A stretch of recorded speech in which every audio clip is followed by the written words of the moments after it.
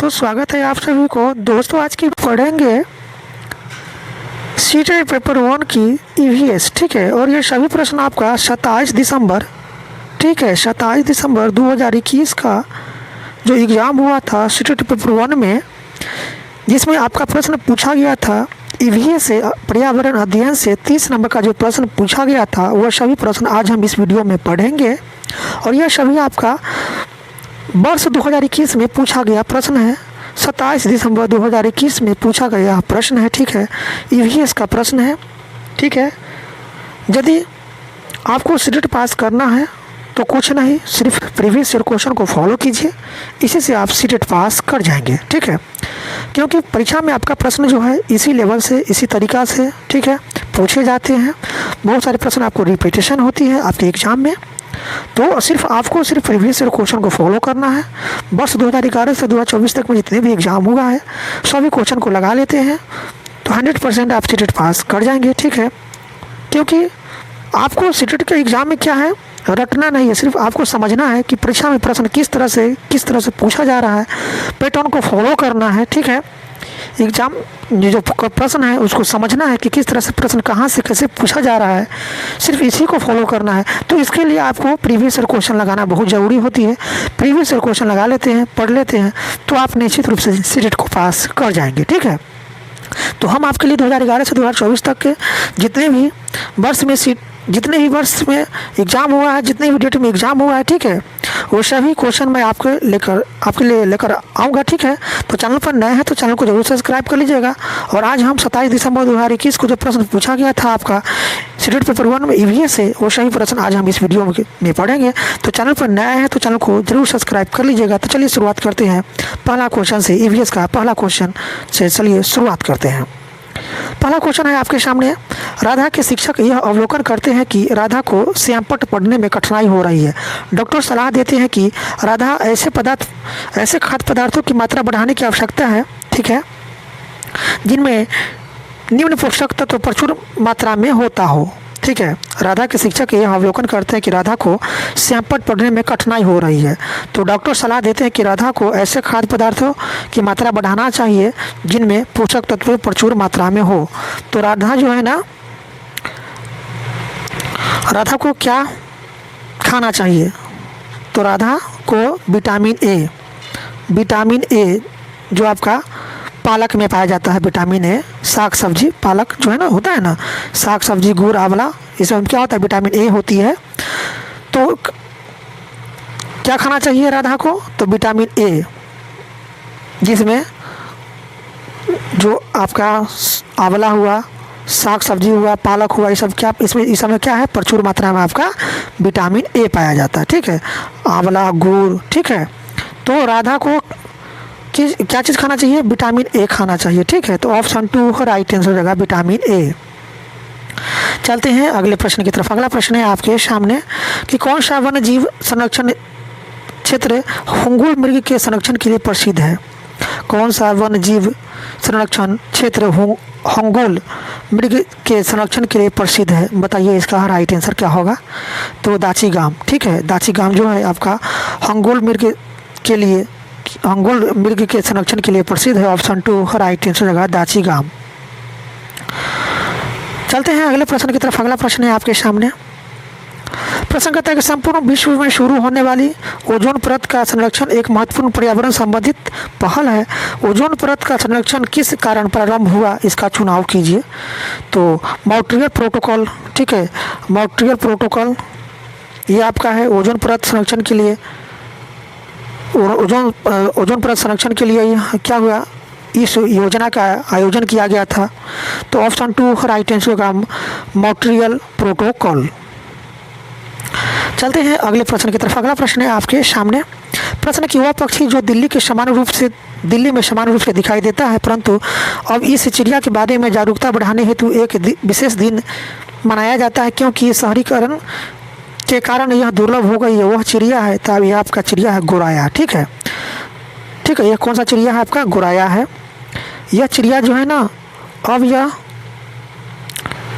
दिल्ली में तो समान रूप से दिखाई देती है, परंतु अब यह चिड़िया के बारे में जागरूकता बढ़ाने के लिए विशेष दिन मनाया जाता है, यह आपका गोराया दिवस मनाया जाता है। ठीक है, तो ऑप्शन 4 राइट आंसर होगा गोराया दिवस।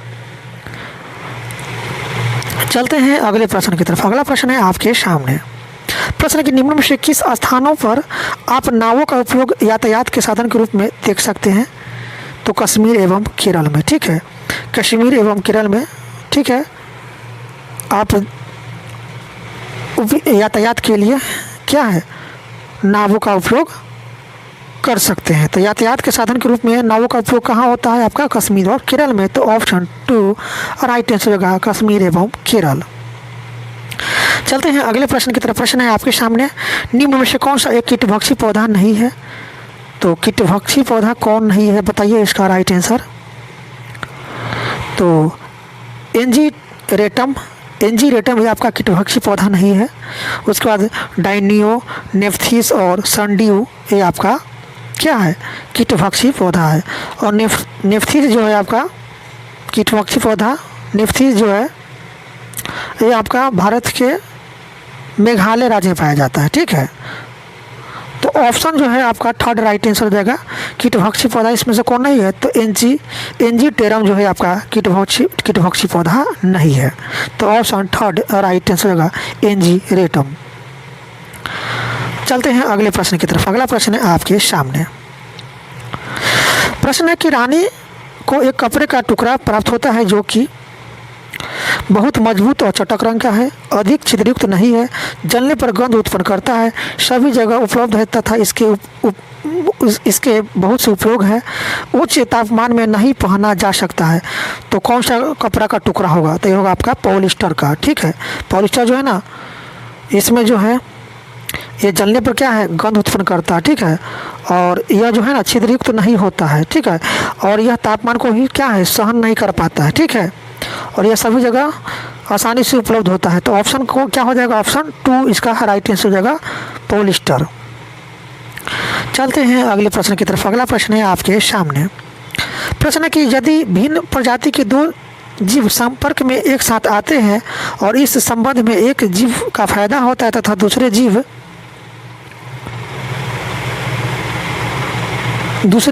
को नुकसान होता है, ऐसे संबंध को कहते हैं परिजीविता। क्या कहते हैं? परिजीविता कहते हैं। ठीक है, तो ऑप्शन 1 राइट आंसर जगह परिजीविता। वैसे जिसमें एक को तो फायदा होता है, ठीक है, एक को तो क्या है, फायदा होता है, ऐसे जीव जिसमें एक को तो फायदा होता है। ठीक है, 2 जीव जब संपर्क में आते हैं तो इसमें क्या है, एक को फायदा होता है लेकिन दूसरे को नुकसान होता है, तो इसको क्या कहते हैं? इसको कहते हैं हम परिजीविता कहते हैं। ऐसे संबंध को क्या कहते हैं? परिजीविता कहते हैं। ठीक है, तो ऑप्शन 1 का राइट आंसर देगा परिजीविता। और चलते हैं अगले प्रश्न की तरफ। प्रश्न है कि निम्न में से कौन सी ग्रीन हाउस गैस नहीं है? तो सल्फर डाइऑक्साइड आपका ग्रीन हाउस गैस नहीं है। ऑप्शन 3 राइट आंसर देगा सल्फर डाइऑक्साइड। चलते हैं अगले प्रश्न की तरफ। प्रश्न है कि निम्न में से कौन से पौधे का उपयोग डिब्बे बनाने व मकान बनाने में होता है? तो आपका बांस का प्रयोग जो है ना आपका डिब्बे और मकान बनाने में होता है। ऑप्शन 2 राइट आंसर जगह बांस।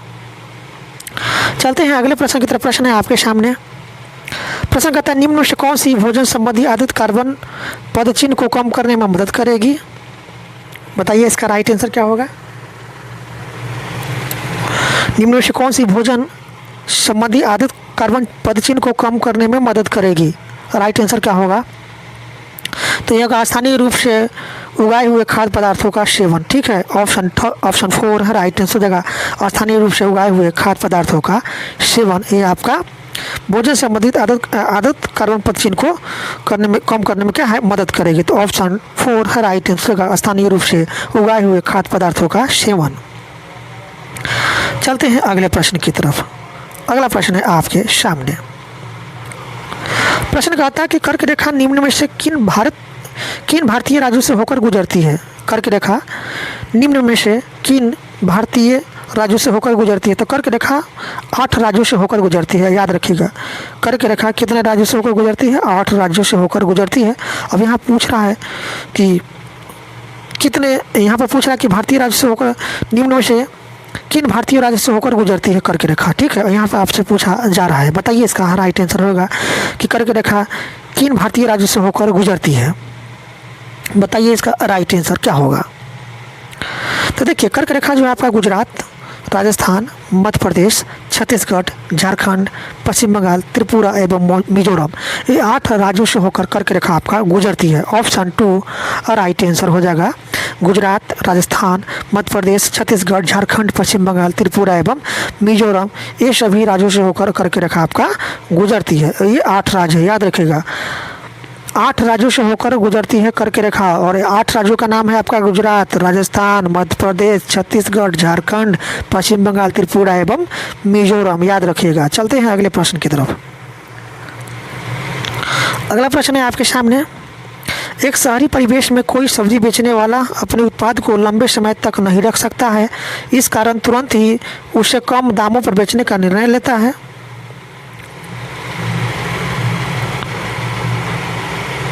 तो निर्णय क्यों लेता है दुकानदार? तो शीघ्र खराब होने वाला सामान होने के कारण संकटग्रस्त बिक्री के लिए। ऑप्शन 3 राइट आंसर हो जाएगा। चलते हैं अगले प्रश्न की तरफ। प्रश्न है आपके सामने, निम्न में से किन पक्षियों की चोंच छानने की प्रणाली होती है? निम्न में से किन पक्षियों की चोंच में छानने की प्रणाली होती है, बताइए। तो ये आपका फ्लेमिंगो, हंसावर, ऑप्शन 1 राइट आंसर होगा। फ्लेमिंगो या हंसावर, इन पक्षियों की चोंच में छानने की प्रक्रिया होती है। ऑप्शन 1 राइट आंसर होगा, फ्लेमिंगो या हंसावर। चलते हैं अगले प्रश्न की तरफ। प्रश्न है आपके सामने, उस जोड़े की पहचान कीजिए जो कीड़ों के लार्वा के उदाहरण है। तो यह आपका सुंडी एवं इल्ली, यह कीड़ों के लार्वा का उदाहरण है। ऑप्शन 4 राइट आंसर होगा, सुंडी एवं इल्ली। चलते हैं अगले प्रश्न की तरफ। प्रश्न आपके सामने है कि ईवीएस की प्रकृति कैसी होती है? तो ईवीएस की प्रकृति आपका एकीकृत होती है। ऑप्शन 1 राइट आंसर होगा, एकीकृत। चलते हैं अगले प्रश्न की तरफ। प्रश्न आपके सामने है, प्रश्न कहता है कि ईवीएस का पाठ्यक्रम थीम पर आधारित है, क्योंकि ईवीएस का पाठ्यक्रम थीम पर आधारित होती है, क्यों, कारण क्या है? तो थीम छात्रों में पर्यावरण के बारे में एक संयुक्त एवं अंतर संबंधित समझ को विकसित करता है, इसलिए ईवीएस का पाठ्यक्रम थीम पर आधारित होता है। ऑप्शन 1 राइट आंसर होगा, थीम छात्रों में पर्यावरण के बारे में एक संयुक्त एवं अंतर संबंधित समझ को विकसित करता है। चलते हैं अगले प्रश्न की तरफ। अगला प्रश्न है आपके सामने, प्रश्न की कक्षा 3rd से 5 तक की ईवीएस एक विषय के रूप में विज्ञान, सामाजिक विज्ञान एवं पर्यावरण शिक्षण को निम्न में से किस अनुशंसा पर एकीकृत करता है? तो आपका एनसीएफ 2005 क्या है? एनसीएफ 2005 जो है ये आपका क्लास 3rd से 5th तक की ईवीएस की एक विषय के रूप में विज्ञान, सामाजिक विज्ञान एवं पर्यावरण शिक्षा को क्या है, अनुशंसा करती है। ठीक है, एनसीएफ 2005, ऑप्शन 2 राइट आंसर होगा, एनसीएफ 2005। चलते हैं अगले प्रश्न की तरफ। अगला प्रश्न है आपके सामने, प्रश्न कहता है कि एक ईवीएस की अध्यापिका के लिए अपनी ईवीएस कक्षा में निम्न में से कौन सी सर्वाधिक चुनौतीपूर्ण है?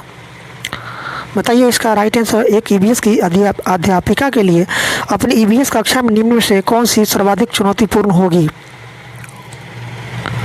तो ये आपका होगा भिन्न भिन्न प्रकार के छात्रों को संबोधित करना। ऑप्शन 3 राइट आंसर होगा, भिन्न भिन्न प्रकार के छात्रों को संबोधित करना। चलते हैं अगले प्रश्न की तरफ। प्रश्न है आपके सामने, प्रश्न कहता है निम्नलिखित में से किस प्रकार का सीखना ईवीएस कक्षाओं के लिए उपयुक्त होगा?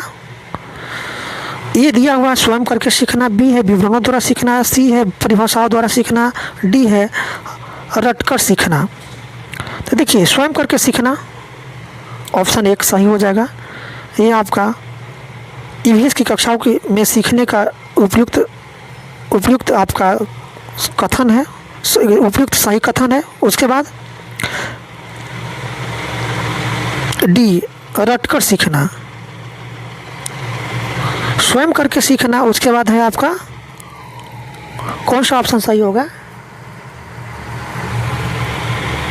तो रटकर सीखना। ये आपका निम्नलिखित में से किस प्रकार का सीखना ईवीएस कक्षाओं के लिए उपयुक्त है? तो स्वयं करके सीखना होगा। ठीक है, स्वयं करके सीखना, ऑप्शन आपका ए राइट आंसर होगा, स्वयं करके सीखना और रट कर सीखना, ऑप्शन ए और डी राइट आंसर हो जाएगा। ठीक है, चलते हैं अगले प्रश्न की तरफ। प्रश्न है आपके सामने, प्रश्न कहता है कि ईवीएस के पाठ्यक्रम हम चीज़ें कैसे बनाते हैं और करते हैं डैश है। इसका राइट आंसर क्या होगा? तो इसका राइट आंसर होगा आपका थीम। ठीक है, ईवीएस के पाठ्यक्रम में हम चीज़ें कैसे बनाते हैं और कैसे करते हैं, यह क्या है आपका थीम है। ऑप्शन ए का राइट आंसर होगा थीम। चलते हैं अगले प्रश्न की तरफ। अगला प्रश्न है आपके सामने। प्रश्न कहता है कि पशुओं के संरक्षण के विषय में छात्रों को संबोधित करने के लिए किस नीति की खोज कीजिए, किस नीति की खोज कीजिए। तो ये आपका कहानी है वह विवरण। ठीक है, उसके बाद ये हास्य चित्र पट्टियाँ, ठीक है, और कविताएं। ये आपका जो है पशुओं के संरक्षण में छात्रों को संबोधित करने की नीति है। Option A C D right answer हो जाएगा। तो ए सी डी आपका किस ऑप्शन में? ऑप्शन 2 में। ऑप्शन 2 राइट आंसर हो जाएगा। कहानी एवं विवरण, उसके बाद हास्य चित्र पट्टियाँ और कविता, ये आपका छात्रों को क्या है संबोधित करने के लिए, छात्रों को पशुओं के संरक्षण में आपको संबोधित करने के लिए यह बेहतर तरीका है। ठीक है, तो ऑप्शन आपका ए सी डी राइट आंसर हो जाएगा। चलते हैं अगले प्रश्न की तरफ। प्रश्न है आपके सामने। प्रश्न कहता है कि कक्षाओं में ईवीएस के क्रियाकलापों का संचालन करने का उद्देश्य है। कक्षाओं में ईवीएस के क्रियाकलापों का संचालन करने का उद्देश्य है। क्या उद्देश्य है? तो उद्देश्य है आपका पहला यहाँ पर कथन दिया हुआ, छात्रों का अन्वेषण एवं अवलोकन के अवसर प्रदान करना। दूसरा है छात्रों में क्रियात्मक कौशल का विकास करना। तीसरा है छात्रों में सौंदर्य बुद्धि संवेदन विकसित करना। और चौथा है छात्रों को संबंधित विषय वस्तु स्मरण करने में मदद करना। अब यहाँ पर कौन सा ऑप्शन सही होगा बताइए? तो ऑप्शन आपका A B C right answer हो जाएगा। ठीक है, यानी छात्रों का अन्वेषण एवं अवलोकन अवसर प्रदान करना। ठीक है, ये आपका कक्षाओं में ईवीएस के क्रियाकलापों का संचालन का उद्देश्य होता है। छात्रों का अन्वेषण एवं अवलोकन के अवसर प्रदान करना, उसके बाद छात्रों में क्रियात्मक कौशल का विकास करना, और उसके बाद छात्रों में सौंदर्यवर्धक संवेदन विकसित करना। Option A B C right answer हो जाएगा।